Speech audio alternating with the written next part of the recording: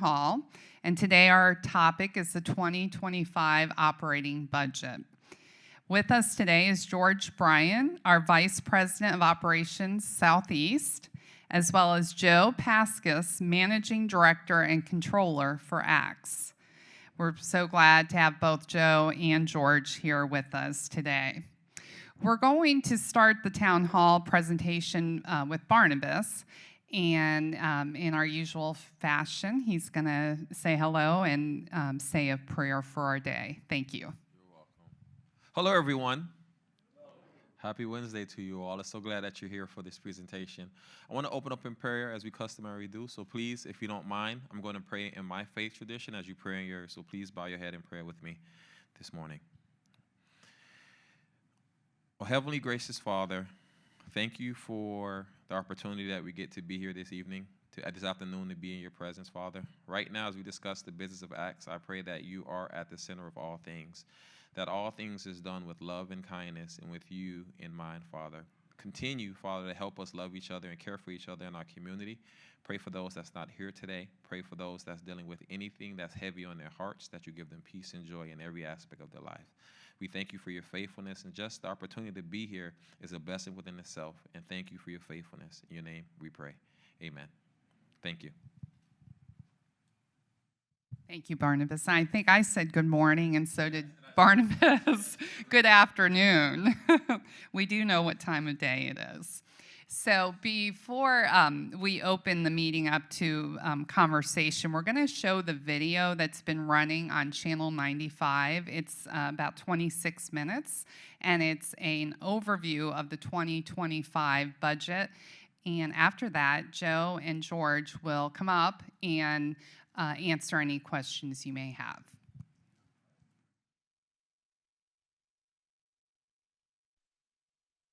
Hello, I'm Karen Christensen, President of ACTS.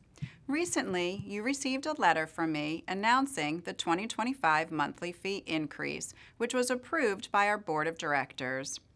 This annual adjustment is determined through a comprehensive budget process. Along with the letter, we traditionally hold a town hall meeting to provide further details and answer your questions about the budget and the reasons behind the fee increase. For your convenience, we are providing this pre-recorded presentation, allowing you to watch it at a time that works best for you. Following this, a live question and answer session will be scheduled in your community with the specific date and time shared by your executive director.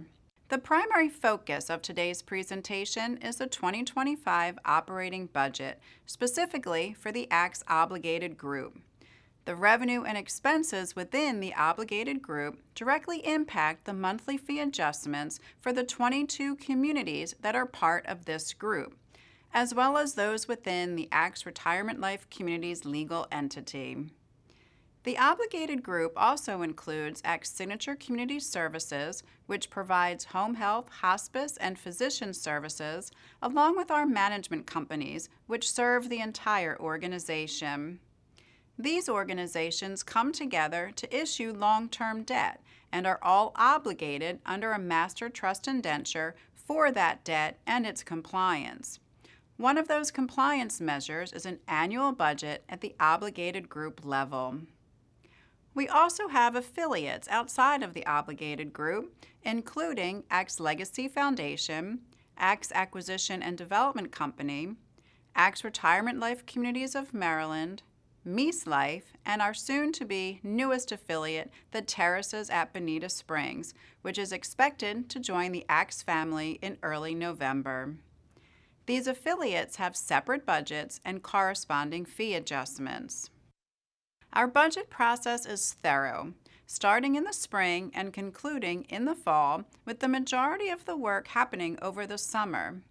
Throughout this time, we engage with resident leadership to explain how the budget is developed and how it aligns with our strategic plan.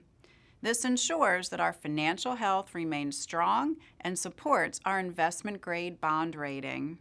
During the budget process, we meticulously review every revenue and expense item across all departments and communities. This comprehensive approach helps ensure operational alignment and financial consistency across the organization. Once all budget elements are reviewed and consolidated, management presents a final recommendation to the board for approval, which includes the proposed monthly fee increase. Now I'd like to introduce Sue Ahern, our Senior Vice President and Chief Financial Officer, along with Peggy Valdivia, our Vice President Financial Services. Sue and Peggy will walk you through the primary factors, assumptions, and key drivers behind the monthly fee increase. They will also explain how the budget was structured to meet our goals, balancing the need for the lowest possible fee increase while maintaining the financial stability of our organization. Thank you, Karen. As part of the budget process, it's important to look at the world around us to see how we anticipate external influences will impact the budget for the upcoming year. There are a few key economic indicators that we focus on each year. The first is inflation. Inflation continues to trend in the right direction after more than 2 years of the worst inflation crisis seen in a generation, and is moving closer to the 2% target set by the Federal Reserve.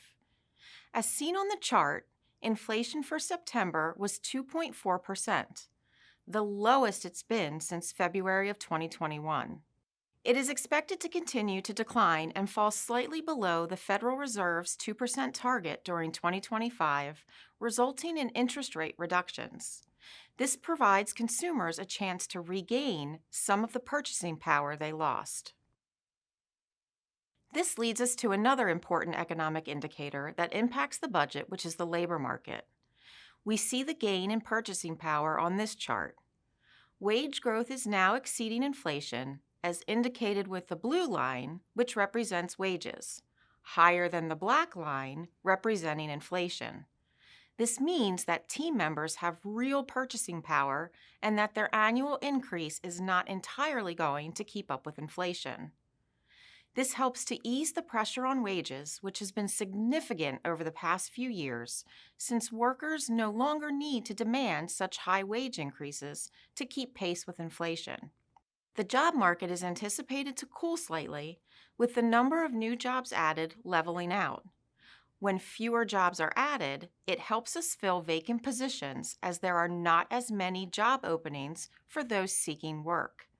This also helps to take pressure off wages as the competition for workers is reduced as the number of job openings decreases. The unemployment rate, noted by the blue line in the chart, is hovering around 4%. While still historically low, it is higher than the 3.8% last year and helps to ease pressure on salary and wages as the pool of workers looking for jobs increases.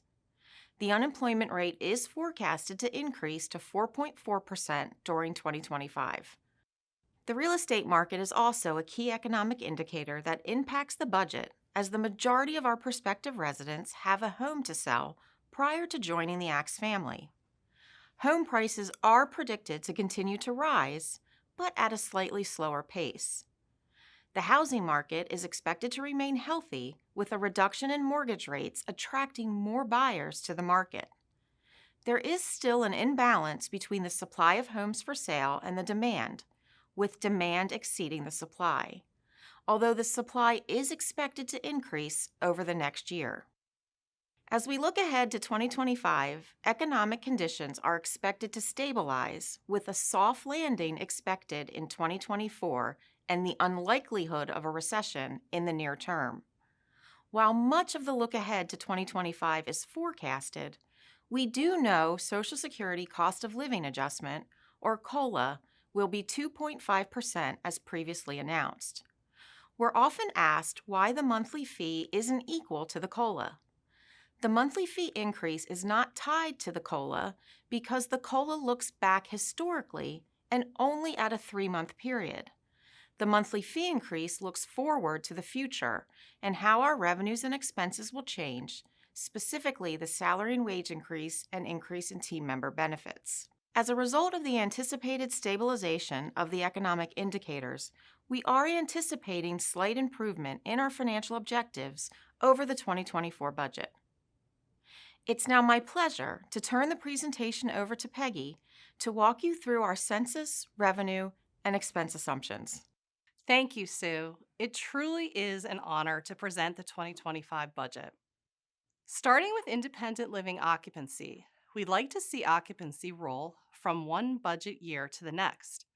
Based on the strong sales activity year to date through September, we are anticipating that the 5,634 units occupied at the end of the year, which matches our 2024 budget, will be the beginning of the year occupancy for 2025. Consistent with our history, a good portion of our move-ins are expected to happen during the fourth quarter. Occupancy will improve during 2025 since move-ins outpace turnover, ending the year with 5,661 units occupied and 94% occupancy. The 668 move-ins are made up of resales.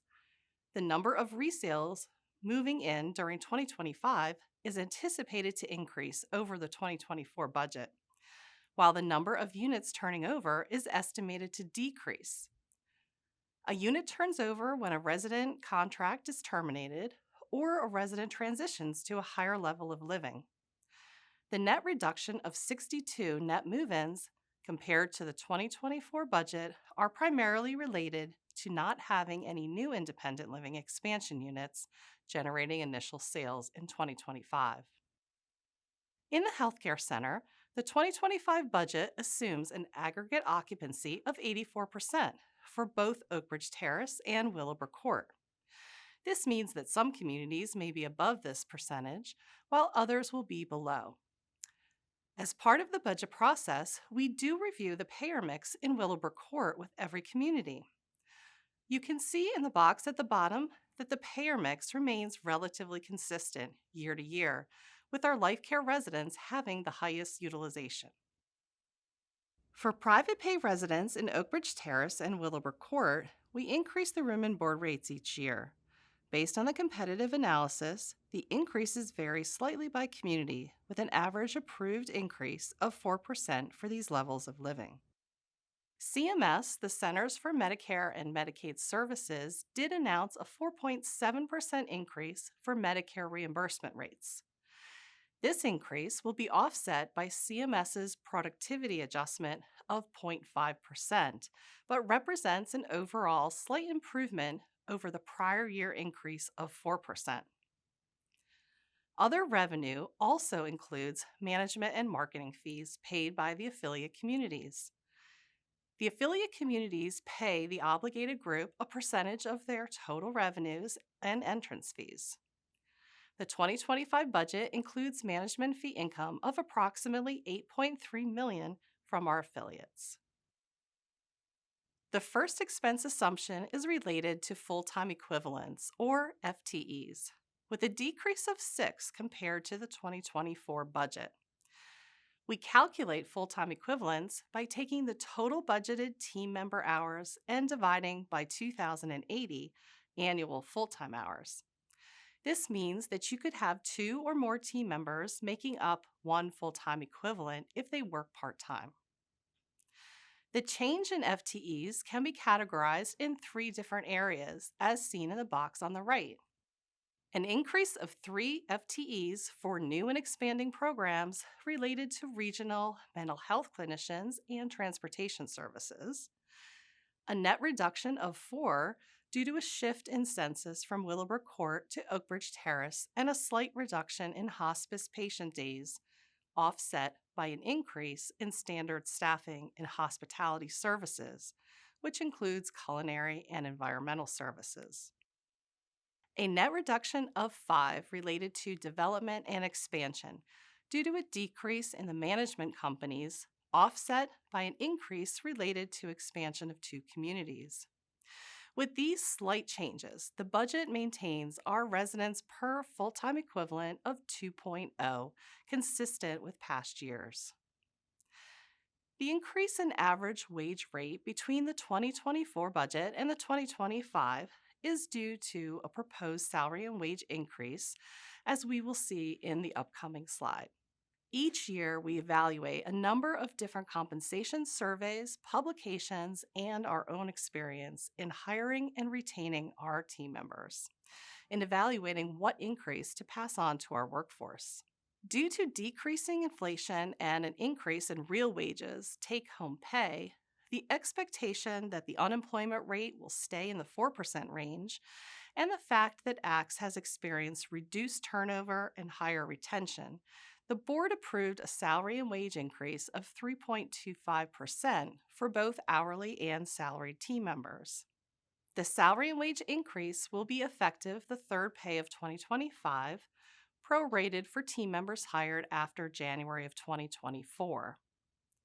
An additional $2.8 million is budgeted to cover other rate adjustments and staffing costs, including market rate and compression adjustments, referral and sign-on bonuses used for recruitment, and on-call and extra shift pay, which are tools used to help reduce agency nursing and overtime. Benefits are a very important part of our total compensation package that we provide to our team members. The health insurance budget starts with actual claims experience and then adjusts for market trends. These market trends anticipate an 8.2% increase related to medical costs and a 15% increase for prescription drugs. We made minor medical plan changes to copays and deductibles and spousal and tobacco surcharges. Team member contributions are planned to increase 6 to 10% depending upon the plan and coverage chosen, supporting a cost share of 71% paid by the employer and 29% paid by the team members. The vast majority of our team members elect single coverage, representing 72% of participation. In other expenses, the 2025 budget includes a 3.8% increase in raw food dollars. This includes a 4% inflation factor and an increase in independent living census, offset by a decrease in healthcare center census. We do anticipate a 2.2% increase in utility cost, largely related to increases in cable television due to enhanced service delivery to residents, offset by decreases in electricity and natural gas due to recent contract renewals. The 2025 budget assumes a 4.2% increase in insurance, mainly related to property insurance, based on recent renewals, slightly offset by a decrease in workers' compensation. There is a 0.9% decrease in contracted services due to a decrease in agency nursing utilization, offset in part by an increase in costs related to cybersecurity and contracted property management services. We do anticipate a 9.6% increase in supply costs, largely related to system software, medical and nursing supplies, chemical and cleaning supplies, and landscaping-related supplies. And finally, the 2025 budget assumes an 8.1% increase in other expenses, such as marketing and advertising, as well as technology investment. Now I'll walk you through how the change in occupancy, revenues, and expenses impact the approved rate increases. To summarize the impacts of the census, revenue, and expense assumptions that I just reviewed, the recommended base 3.25% salary and wage increase costs $7.3 million. Increase in team member benefit costs represents $3.6 million.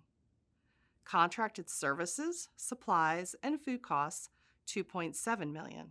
Fixed costs such as utilities and insurance and real estate taxes cost $1.4 million.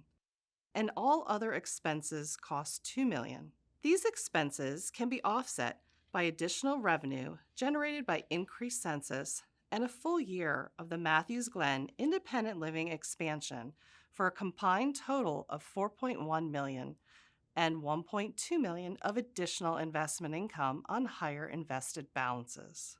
If we net all of these numbers together, there is a total need of $11.7 million.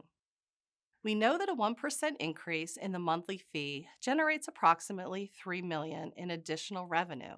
So based on management's recommendation, the board approved the following increases. a 3.9% monthly fee increase, which would be applied to Tier 6, which is our current pricing. The dollar amount calculated on current pricing would then be applied to the lower tiers. This means residents in the same size apartments will receive the same dollar increase and share in the increase in cost proportionally. As noted in the chart, 92% of our residents are on Tier 6. The same increase would be applied to Preview Life Care rates. A 3.9% increase to the standard second person fee, capped at $2,182, with the dollar value of that increase applied to the second person fees below the standard. An average of 4% increase for private pay residents in Oakbridge Terrace and Willowbrook Court. Finally, for new residents, entrance fees will increase between 3.5% and 4.5%, with flexibility for limited discounts and incentives. The entrance fee increase will be effective November 1st, consistent with past practice, since we aren't required to give notice of the increase. Management at all levels of the organization works very hard every year to keep the monthly fee increase as low as possible while meeting the other budget objectives. With the approved budget, our 5-year average is 4.86%, and our 10-year average is 3.92%. Ziegler, an investment banking firm, conducts a CFO survey each year on what monthly fee increase providers are anticipating passing on to their residents. This year, the initial survey results was an average of 4.38% for 2025. And their final average increase for 2024 in monthly fees was 5.2%, compared to ACT's 4.65%.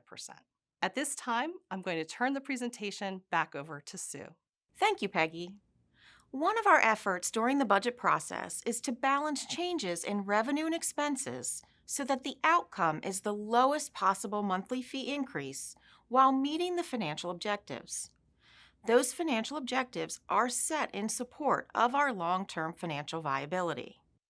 We measure a variety of financial indicators, one of which is operating income, which takes total revenue and subtracts total expenses.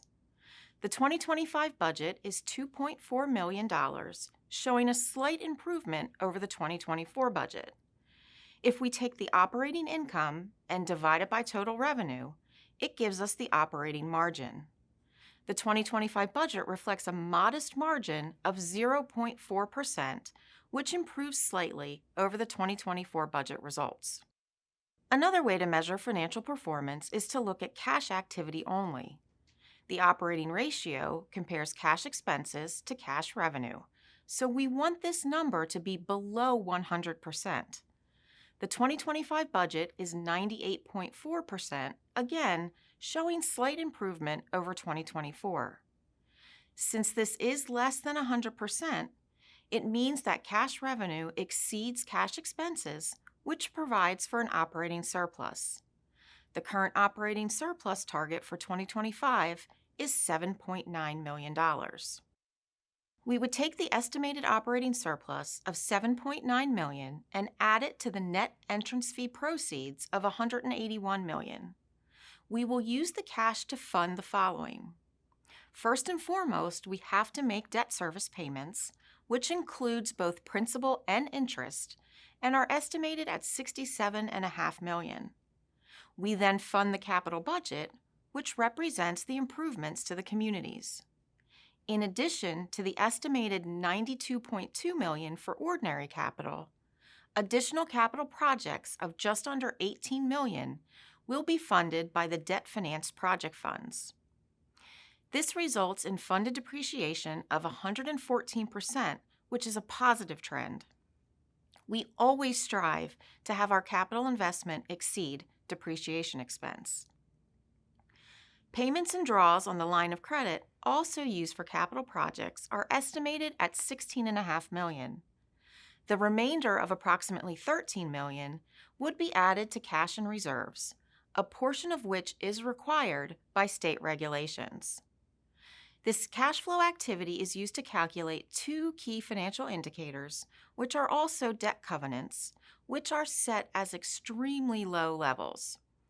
The first is debt service coverage, which takes the $189.2 million of net cash proceeds and divides by our maximum annual debt service.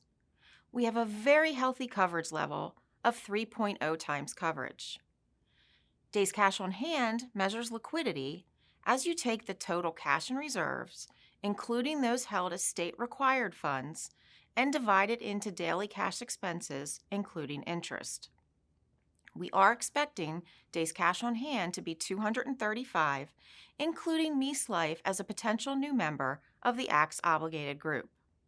The financial performance supports our A- credit rating, which was affirmed by Fitch Ratings in November of 2023. We are proud to be part of a small group of senior living providers that have an investment grade rating. There are only 158 senior living credit ratings, and only 33 are in the A category. For Fitch alone, that number is 26. In reviewing affiliates outside the ACTS obligated group, you will see that they enhance the financial performance of ACTS in consolidation, with the operating ratio improving to 98% as the affiliates have a positive operating surplus and cash flow. Of lesser importance is the operating margin, which includes non-cash activity. Given the addition of the terraces, a fairly young community, net non-cash items will be negative for a few more years until amortization of entrance fees grows and exceeds depreciation expense. But in consolidation, the operating income and margin remain positive. In summary, providing quality services to our residents will always be our highest priority. As we look forward to 2025, since we are a service industry, to provide these services to our residents, we need to offer competitive wages and benefits to attract and retain talented team members. We never lose focus on improving occupancy for all levels of living while controlling expenses to protect the long-term financial health of the organization. We balance all of these priorities so that the budget includes the lowest possible monthly fee increase. As Peggy mentioned, management across all levels of the organization works extremely hard each and every year to put forth a fiscally responsible budget. On behalf of management, we are proud that the 2025 monthly fee increase is lower than 2024 and less than 4%. At this time, I would like to turn the presentation back over to Karen. Thank you, Sue and Peggy, for that thorough review. And thank you all for watching this presentation. I hope it has given you a clear understanding of the key components and assumptions that shape the 2025 budget. If you have any questions, please submit them to your executive director ahead of the community town hall meeting. We sincerely thank you for choosing ACTS and deeply appreciate your continued support and partnership. May God bless you, your loved ones, and the entire ACTS family.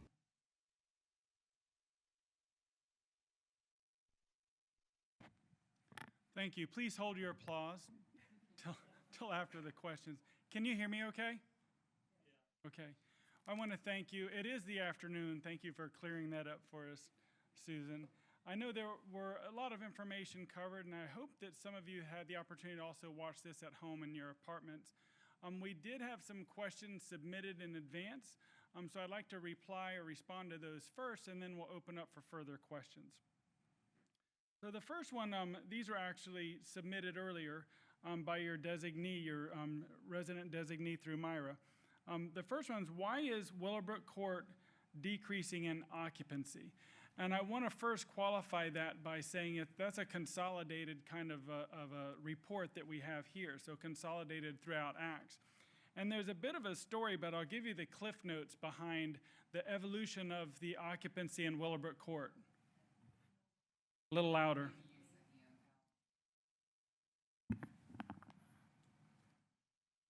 I think this is better. Okay, so I was talking about occupancy in Willowbrook Court. So In Willowbrook Court, and this is for many of the communities in the Southeast region, and I know this to be the case in many communities throughout ACTS, and the industry, nursing home industry. Pre-pandemic, our census levels were very high, and there are a couple of factors for this. One is that in continuing care communities, you know, especially if you have a type A contract, having access through the continuum is really quite the benefit. You know, it doesn't increase your monthly cost of living to have that access through the continuum. And I'm not implying that residents resided there that didn't need the services, but there's little pressure outside of our working with those residents and transitioning to back to your apartment or other levels of care such as assisted living. Also, pre-pandemic, many of our communities really focused on outside admissions, including some communities, depending on where they're operating, accepting Medicaid payments from outside. Because depending on, there's a lot of calculations going into what establishes their rate, their Medicaid rate from the government. But if you have excess capacity, it does provide revenue and it offsets your expenses. But during the pandemic, the value of a private room, having private isolation, if you will, became a focus, and being able to provide insulation because of the unknown factors from the pandemic itself, from COVID and its impacts. So many of our communities in the Southeast region, most of our communities really stopped focusing on outside admissions and supplementing excess capacity, so extra beds. In fact, at Indian River Estates, they have a 120-bed capacity nursing home, Willowbrook Court. One entire household still remains closed, which also means running that household. The way they're designed, that's a wing with 20 beds. And it closed during the pandemic because they didn't need the space, and it remains closed today because just of the change in the paradigm. But that has impacted our census and the average census throughout the company. So the biggest factor is reducing or negating our reliance on non-ACTS contracted private pay or Medicaid coming in to supplement excess capacity that we had.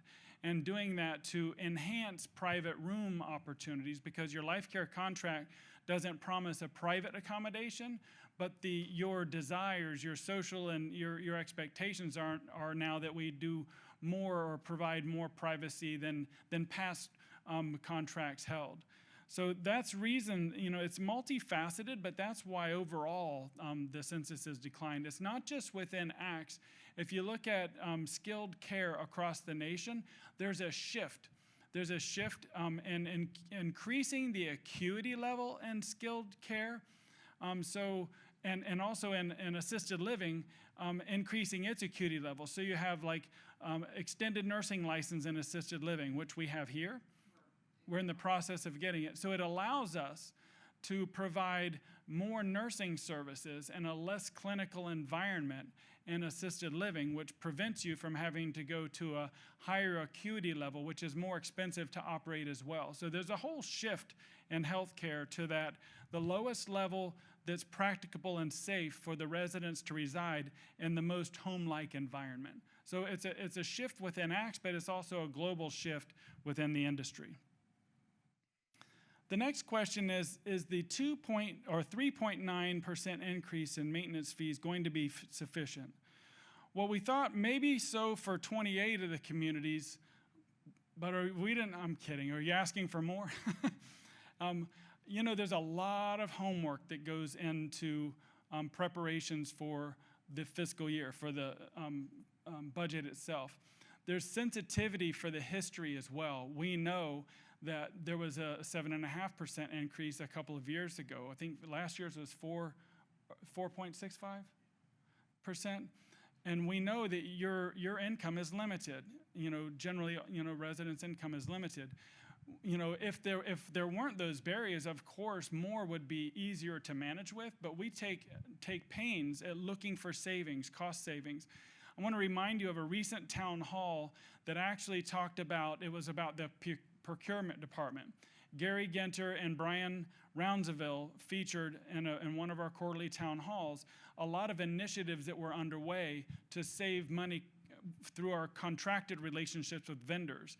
Also, some of the larger contracts, including reductions in something that sounds simple but has a major impact, but the utilization of paper. You remember we stopped printing or just randomly printing newsletters. And because a lot of you now receive emails, so we send the newsletter via email. And also within our culinary departments, we went to using the green clamshells, which I know there's a double-edged sword. I mean, you're like, is paper better, plastic, styrofoam, which stays with us forever from an ecological perspective. But by taking these measures collectively between those two paper accounts, one being just office supplies and the other in culinary services, it was almost a $1.5 million savings for the obligated group in that one budget cycle. So there are a lot of pains that are taken to find opportunities for reduction, and some years we have more opportunities than others. We have more control over what increases that we have. An example is that 7.5% was during a time where recruitment and retention was the focus. So labor costs were skyrocketing. Construction costs, which is really not an expense, but is a capital expense, but not necessarily a community budgeted expense, but just the cost of doing anything, having a plumber from a third party come out, the plumbing company. Everything went up and it stayed there. So that we could not control. But now we're back into an environment where inflation is more predictable. The dashboard, the future is looking stronger, so more predictable. So I feel that the 3.9% is a good, strong number for us to be able to operate on. And I know that no increase is a good increase necessarily, but we feel strongly that the 3.9% is going to be good for 2025. There's a lot, when you see the beginning occupancy numbers, there's a lot of pressures of year-end operations to hit those year-end numbers to make sure that the next budget year cycles as expected. So the pressure never comes off of operations to make sure that the budgets are functional and work for us. So our hard work still continues through the rest of the year to make sure we end with the projections that we have. Now, the next one I didn't really understand. I'd be happy to discuss at a later date if necessary, but the question was, why are resident health benefits down 10%? And that one I'm going to have to get back with you on and to better understand. And then Willow Valley Living is down 16%. Why? Now, Willow Valley Living was a strategic partner of ours. We had a strategic alliance that was established in 2022, ironically based on just what we talked about, the pandemic. They're an organization that's in Pennsylvania. The roots of that organization actually came from similar foundation of ACTS. Some of the same founders of ACTS actually participated with founding Willow Valley. And there are more similarities than differences in a lot of their policies, practices, and their mission and how they're guided. So the alliance, though, is not the same as an affiliate. So there was a strategic alliances where we were sister organizations. There were stages in that agreement or in that alliance, though, that there were opportunities for one or the other party to split and go their ways, and a mutual decision was made. So that question, why they're down 16%, I don't know what they were down in. I don't have access to their finances. As a sister organization, that doesn't impact the ACTS budget. But they are no longer, while they are friends of the organization, they are no longer a strategic alliance partner with ACTS. Then the last submitted question was about scholarships are off 15%. Why? I'm speculating here, and I can do some more research, but I was in a meeting with ACTS Corporate University recently that was promoting new programs and partnerships with colleges. But coming out of during the pandemic, we had very limited participation with our employee base in programs, educational programs. It was really focused on what's next. We didn't know what, nor did most of our employees know early on, what's the next chapter. I think now in looking at historic numbers with participation, we're looking in the rearview mirror that has a lot of a reflection on the impact of just slowing down some of those programs and trimming back. The access to the funds have never gone away. They're mostly, a lot of those are donor types of funds or budgeted through ACTS as part of their benefits packages. But there's a heavy advertisement and push to make sure our team members are all aware of that. But there's no conscious effort to reduce participation in scholarships through ACTS. Now, I know you also have a scholarship fund here, and I don't know if that may have been directed towards the local scholarship fund, but from the ACTS corporate university programs and initiatives, there has not been an effort to reduce them. There's been a refocus with our limited team member on other areas of operations and survival during the pandemic, and then now reinstituting programs and advertising those and making those available to all the team members. I hope that answers those. We'd be happy now to open the floor for other questions. We have a microphone coming around. The gentleman in the striped shirt in the back was the first with a hand to touch the ceiling tiles. George, in the world of Edgewater at Boca Point, how much money does does Edgewater pay to Boca Point each month? Ooh, that's a question. Yeah, I'm getting this from Susan. It's $19,000. What do we get for it? That's $19,000 a month. Yeah, no, my question is, and I'm not privy to the history of the land swap and all of that. Right. What do we in Edgewater get for the $19,000? Is it the outside landscaping and the Christmas lights?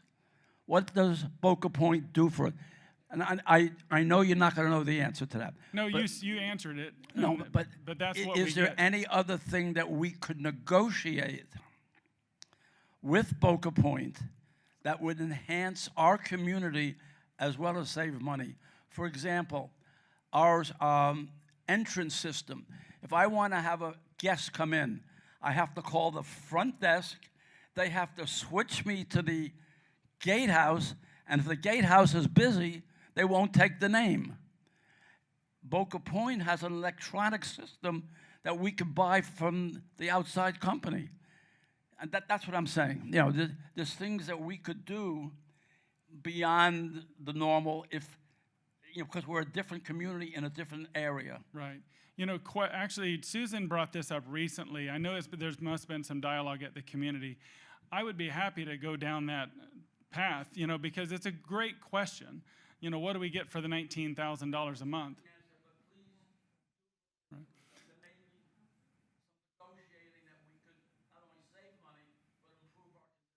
Right, thank you. He's working his way up. Okay, I'd like to talk a little bit about health care here. 7.5 years ago, when my husband and I looked at Edgewater here, it was in our neighborhood, and we really looked at it. We thought it was wonderful. But the concern was, since we were looking and my husband's health wasn't doing so great, we wanted to be sure that we would be getting something in case something bad happened. So one of the problems that I noticed was the third floor health care. It was very old. The equipment was old. The bathrooms did not have showers, and they were very small rooms. And that worried us a little bit. But we were assured that within the next year or two, they were going to start redoing the third floor. So we were happy to hear that. A year and a half later, when my husband had to go upstairs, and he was there for 6 weeks, it was not good. We did the best we could. I went in one day, and he was sitting in the bathroom. As I said, there are no showers. He was sitting on the toilet with his head in the sink while the aide was trying to wash his hair, and he could barely sit up, and this was unacceptable. Again, I was told they were going to redo the third floor. They're going to do this, that, and the other. So far, it doesn't seem that they are. Can you answer this question? Are they redoing the third floor? And this might be the reason why there is less people coming in. You have to realize the fact that all of a sudden there are maybe a half a dozen more independent communities that are opening up brand new, nice and fresh, which is going to take away from Edgewater if we don't keep up with things. Right, thank you. And actually, there is activity, but Susan knows more about where the rubber meets the road. She can speak to. Yes, so we have contracted with KMA with it's an architectural firm that we use quite frequently throughout ACTS, and they are working on plans for the first, second, and third floors. And what will eventually happen is Oak Bridge Terrace will increase in size, Willowbrook Court will decrease in size. As George mentioned, we'll have the extended congregate care license in Oak Bridge Terrace, which will allow individuals to live longer in Oak Bridge Terrace without having to move to Willowbrook Court. So the idea is to enhance all 3 floors, make the rooms larger in the sense that we will have a shared wall, but you will have a private area and perhaps a shared bathroom with a shower. So all rooms will have showers. So the goal is to enhance Willowbrook Court with showers, more privacy, to enlarge Oak Bridge Terrace, and to have a memory care service available as well in Oak Bridge Terrace. So that's a long process. We've had meetings with our leadership team here, with the architectural firm, and we're moving forward. As we get closer to a final product, we will include the resident board and the health services committee and residents and or their spouses to look at the layout to give their input before we finally give a stamp of approval.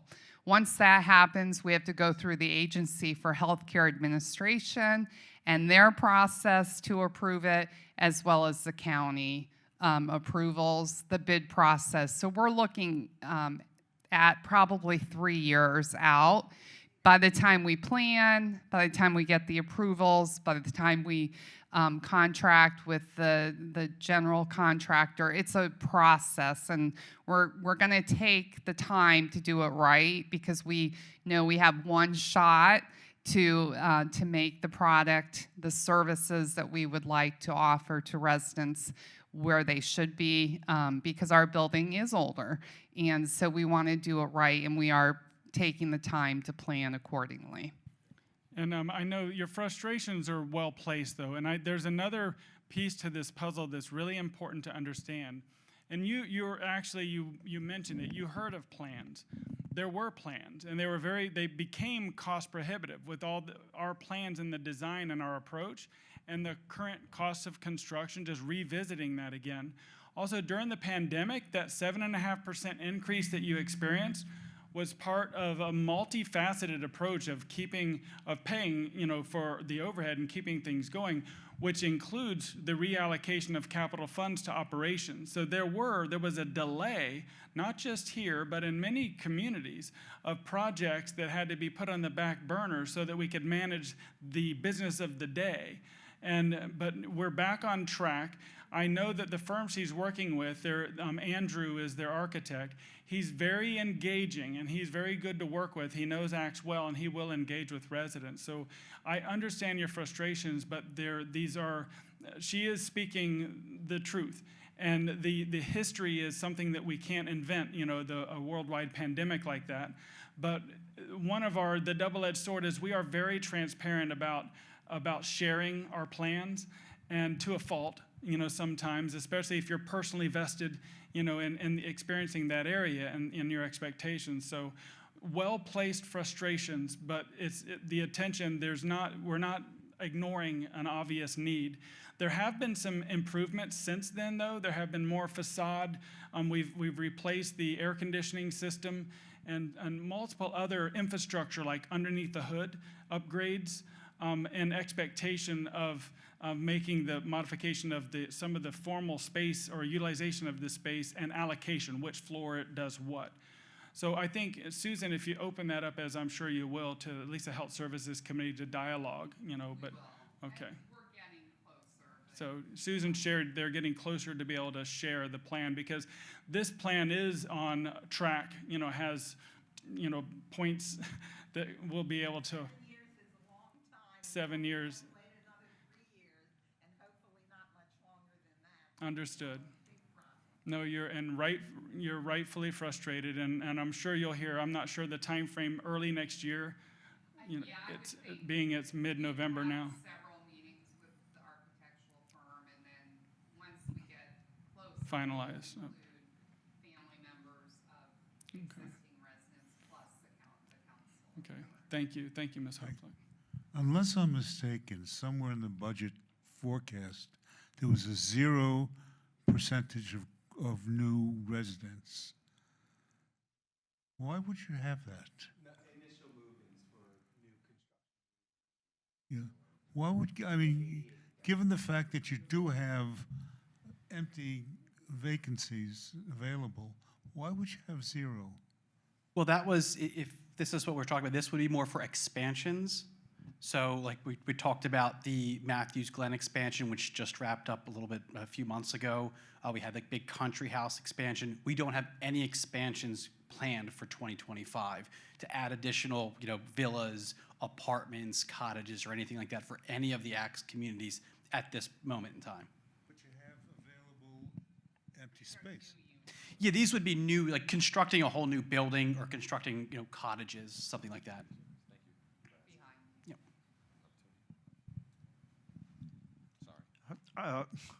I'm a new resident here, and I have a chance to really look at your numbers. But I noticed in the presentation showed an item that said something like a $1.2 million dividend, which was subtracted from the expenses. I'm sort of assuming that was what's apportioned to Edgewater, and it leads me back to the question is, how much cash or liquid assets does ACTS hold, and how do they invest it? So that wasn't just Edgewater, that would have been company-wide what you were looking at. Just 1.2 million? I'd have to look at that again and see it's just a portion of our proceeds. I believe that would have been realized gains or losses. I have to go back to the. What about dividend income? Dividend income, we don't have a lot of dividend income. What's the cash holdings? We're up in total, over 90 million in reserves, in cash reserves. We have to. There's certain state regulations. You have to have certain liquid reserves, cash reserve, and we follow the guidelines for what we need to. Also, in the state of Florida and some of the other states, there's also escrow reserves where we have to hold funds for a certain amount of time in escrow before we can release them to operating. Could these be put in the T-bills? We have an investment policy. It's on, I would say, slightly on the conservative end, but it has served us well over the years. So we look at our investment policy every year, and I do not believe we have any plans to change that policy that's in place at this time. Thanks for not answering the question.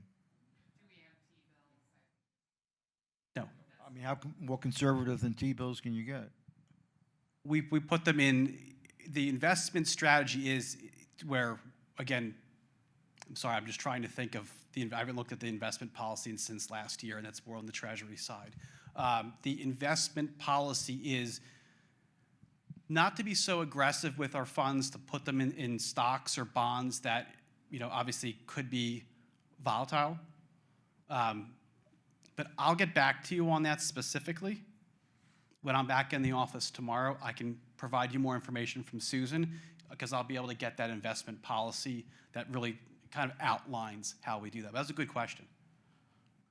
My question really goes back to the presentation here, which was done on a consolidated basis, but I'm curious to know what Edgewater and how that worked into the total budget.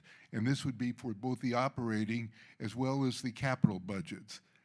Is there a lot of work done on the local level to give input to ACTS on a consolidated basis? Yes. So it starts with community leadership, speaking with George, and then it comes to the corporate level. So we have a budget meeting with every community where we can go through the financials, the projected budgets, and we can, community leadership and George, have input to say, we need to reallocate funds here, or no, we can reduce funds there. The capital budget is the same way. That has not been released. It's early 2025. It should be ready. But it's the same thing. That is community leadership, knowing the community needs, knowing resident needs, working with George, and then working with corporate to see where, again, prioritization of what needs to get done. Health safety, resident safety is always, first and foremost. And again, like George mentioned, there's a lot of projects that are done that aren't, I think we were talking about like was it not a badminton? We were talking about pickleball courts. Like, not everything you can see and touch. It might be like behind the scenes, behind a wall. It might be a chiller or air conditioning units and things like that of that nature. Yeah, On the capital budget, is that something that's shared with the board here? Yes. It's a capital plan, and I think which is key, and not a capital promise, because it does evolve. The Achilles heel for capital right now is the cost of construction, the cost of goods sold. And the 3.9% doesn't really keep up with that. And actually a question came up at another community about, well, with the home values as high as they are now, can't you increase the cost of your apartments for move-in? And we're not selling real estate, we're selling life care, so it's not an apples to apples necessarily, but an increased value of a home certainly doesn't hurt. But there are limits to, what an individual is willing to pay for the life care. But the cost of construction is just outrageous. And Ross knows I'm a stickler for reviewing the, when there's submission of a requisition for a new apartment. I'll go through it line by line, and I break a sweat looking at them saying, are you serious? Is this really what we pay for this? And I've helped bring other contractors in the communities thinking that I can find more competitive contractors. Right now it's hard to get a contractor to do anything that's not already booked and busy. So no one's starving if they're a subcontractor in a specialty or general contractor. But the results of that is just the cost of doing anything is just outrageous. If I told you the cost of renovating one bathroom in an apartment, it'd blow your mind. And I'm gonna share it because it just blows my mind. About $15,000 for one bathroom. And I'm talking, a bathroom that's, 6 by 12-ish, about $15,000. And that, I don't know that includes the cabinet itself, and that's outside of that, right? It's outrageous. And hair drops off of my head while I'm looking at the paper. So I personally, am vested to help find a resolution for that, but that's where our capital dollars are going. We have capital dollars. It's the cost of doing everything is just outrageous, so it's eating them up. So we need to find more efficient ways, doing more in-house, not only contracting in-house, but having the skilled set in-house. Where's our tile setter? If we have 40 apartments a year. I mean, that's a kind of approach that I think we're gonna need to really drill into, or that as an example. We do hire HVAC. We hire skilled mechanics, in maintenance because of that reason. It reduces, like if you called a plumber today compared to 5 years ago, I'm shooting from the hip, but I'll bet you it's close to double, what you're paying just in 5 years. And we haven't doubled our budgets for that, so we have to really be conservative and strategic. You're feeling the frustrations of that, while we're trying to manage it on this side with a 3.9% increase, that really covers the labor and, it covers more of the labor aspect of our operation. So we have to figure out how to operate between that. But there's no magic wand for capital, but our Achilles heel is the cost of labor and the cost of goods, but more so the cost of the labor. I'd say cost of goods probably went up 30%, but the labor is just outrageous because there's just so much work out there as well. People are willing to pay it, so it continues. Right after I this. think I heard when Susan was speaking that the plan for the improvements in the medical wing propose shared bathroom facilities. Why should that be? Did I hear wrongly? So some of the rooms will have, so the proposal right now, this is the proposal. You'll walk in and you'll go to the right and there'll be a room here. There's a wall. and then, or you go to the left and there's a room here, and in between there, there's a bathroom. That's in some of the spaces. Other rooms will have their own private bathrooms with a shower. So the goal is to have every room will have its own shower, but some of the rooms might share that space simply because of the footprint of our building. But again, these are proposals. They're not done.